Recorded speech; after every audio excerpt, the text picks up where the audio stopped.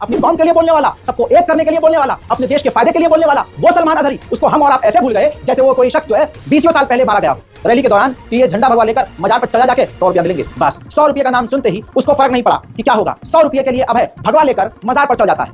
भगवान श्री राम का नाम बदनाम करने वाले 100 रुपये वाले हिंदू, भाजपा को फायदा पहुंचाने वाले 100 रुपये वाले हिंदू। बहुत बुरा लग रहा होगा, लेकिन सबूत के आधार पर, सच्चाई के आधार पर और तमाम रिपोर्ट और पोस्ट के मुताबिक, सबूत के मुताबिक आपके सामने रख रहा हूं।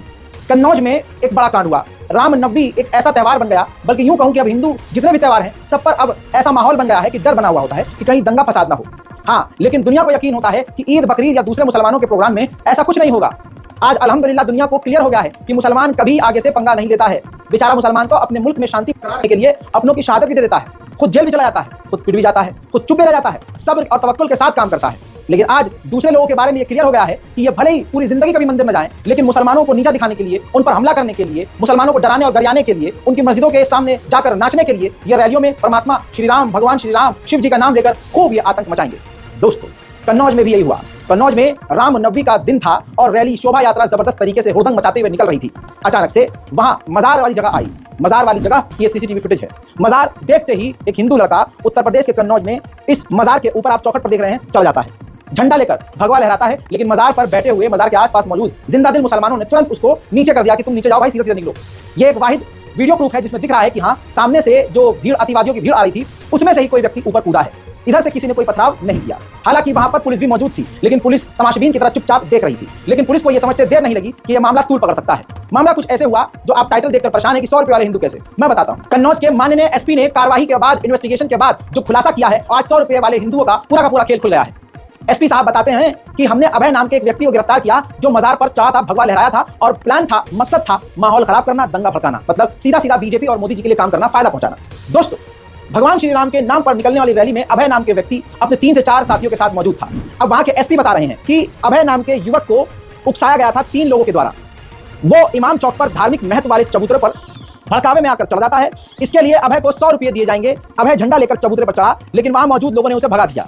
इसके बाद माहौल खराब हो गया। सदर कोतवाली क्षेत्र में बीते बुधवार की रात रामनवमी को शोभा यात्रा निकल रही थी। अचानक रजियाना मोहल्ले में इमाम चौक के पास युवक हाथ में झंडा लेकर धार्मिक महत्व वाले चबूतरे यानी मजार पर चढ़ गया। मेरे दोस्तों, एसपी साहब को आतंकी अभय ने बताया, जिसने झंडा लहराकर देश के माहौल को बिगाड़ने की कोशिश की और इस 100 रुपये वाले हिंदू ने पूरे इलाके में दंगा भड़काने की कोशिश की। इसने खुद बताया कि राहुल, विशाल, आशीष, इनके तीनों दोस्तों ने इस अभय से कहा रैली के दौरान कि ये झंडा भगवा लेकर मजार पर चला जाके 100 रुपया मिलेंगे, बस 100 रुपये का नाम सुनते ही उसको फर्क नहीं पड़ा कि क्या होगा। 100 रुपये के लिए अभय भगवा लेकर मजार पर चल जाता है। जिसके बाद पुलिस ने देखा, पुलिस ने जैसे तैसे समझाइश करके रैलियों को आगे बढ़वाया। जब लोगों ने उसको नीचे उतार दिया तो लोगों को अब यह बुरा लगा, जो ये 100 रुपये वाली भीड़ चल रही थी, इसको यह बुरा लग गया कि यह हमारे भगवा का अपमान है।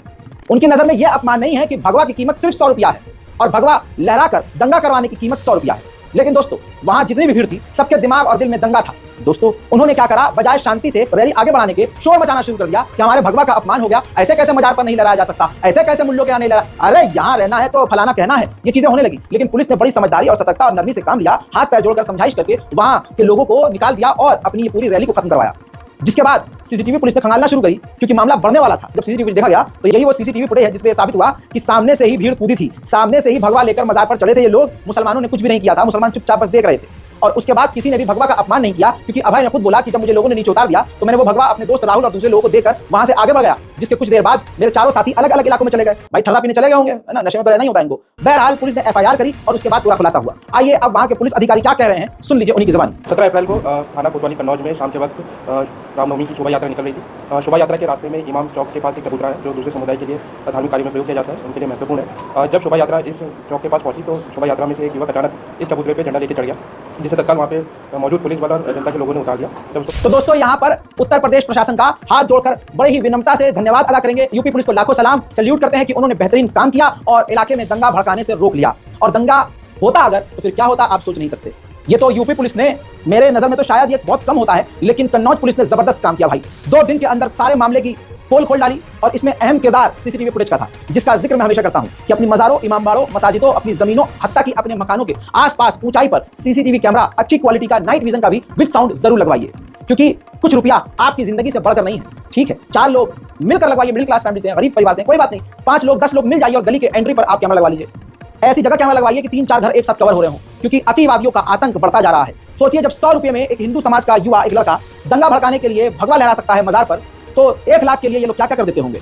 आज दूध का दूध पानी का पानी हो चुका है और आपके दिमाग में सबसे बड़ा सवाल है कि ये 100 रुपए में ये कर रहे हैं तो लाख रुपए में क्या करते होंगे। पूरी दुनिया ने देखा कि रामनवमी के दिन मुसलमानों को उकसाने की पूरी कोशिश की गई। रायचूर की कर्नाटक की ये वीडियो देख लीजिए, जिसमें मस्जिद के ऊपर लेजर लाइट मारा जा रहा है, भगवाधारी नाच रहे हैं, हथियार लाठी लेकर चीख चिल्लम मचा रहे हैं, और आपको कॉपीराइट के चलते मैं दिखा नहीं सकता हूं क्योंकि इसके अंदर आपत्तिजनक गाने भी हैं, नारे भी हैं, और आप बस तस्वीर देखिए कि पीछे मस्जिद है जिस पर लाइट मारी जा रही है, और लाइट को देखकर जैसे छोटे बच्चे पगला जाते हैं वैसे ये झुंड पगलाया हुआ है। इसी तरह से कोटी हैदराबाद के तेलंगाना के इलाके में हिंदूवादी अतिवादी दहशतगर्द जिसका नाम टी राजा है, बीजेपी का नेता, जो खुल्लम खुल्ला हेट स्पीच दे रहा है और 40,000 मस्जिदों को तोड़कर मंदिर बनाने की बात कर रहा है। लेकिन मेरे दोस्तों, न शासन इस पर कार्रवाई कर रहा है, न प्रशासन इस पर कार्रवाई कर रहा है, न न्यायपालिकाएं इस पर कुछ बोल रही हैं। 17 तारीख का ये वीडियो है, सोशल मीडिया पर वायरल है। कई तरह के सवाल खड़े हो रहे हैं कि क्या मुसलमानों के कत्लेआम की तैयारी इन लोगों ने कर ली है। एक अयोध्या राम मंदिर बनने से हमारा पेट नहीं भरा, अब हम काशी की ओर देख रहे हैं,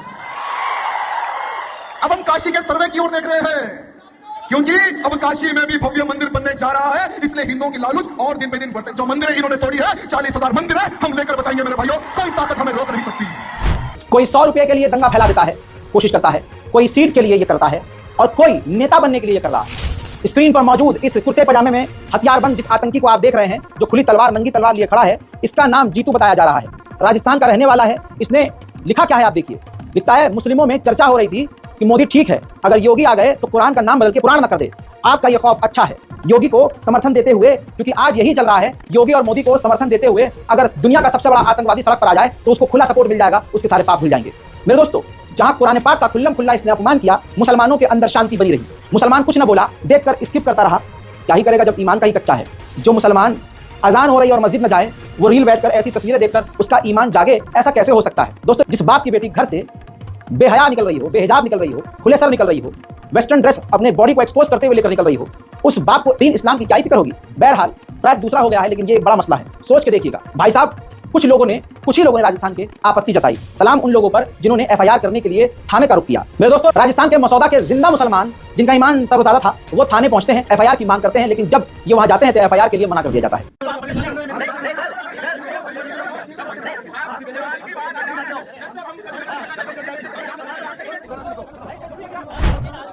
हजरात, सोच के देखिए, मामला जब ज्यादा तूल पकड़ा ट्विटर पर, तो बेवर राजस्थान पुलिस ने सस्ती और हल्की धारा 151 में उसको गिरफ्तार किया, और जैसे गिरफ्तार किया, जितनी तेजी से गिरफ्तार किया, उससे 20 गुना तेजी से उसको आजाद कर दिया। जिसके बाद बहुसंख्यक समाज, जो समाज बलात्कारियों का आरती उतारकर स्वागत करता है, उसके लिए तो हीरो ही होगा। अब तस्वीर देखिए, उसका माला पहनाकर, पगड़ी पहनाकर स्वागत किया गया है। यानी आज हिंदुस्तान में बहुसंख्यक समाज ऐसे धर्म वाले हैं जो दूसरे के धर्म को गाली बकते हैं और दूसरे की बहन बेटियों गरियाते हैं, दूसरे की किताबों को उल्टा सीधा कहते हैं, तो उनको यही समाज मोहब्बत देता है, इज्जत देता है, प्यार देता है। अब आप समझ लीजिए, पुलिस ने भी किस तरह से इनको बचाया है।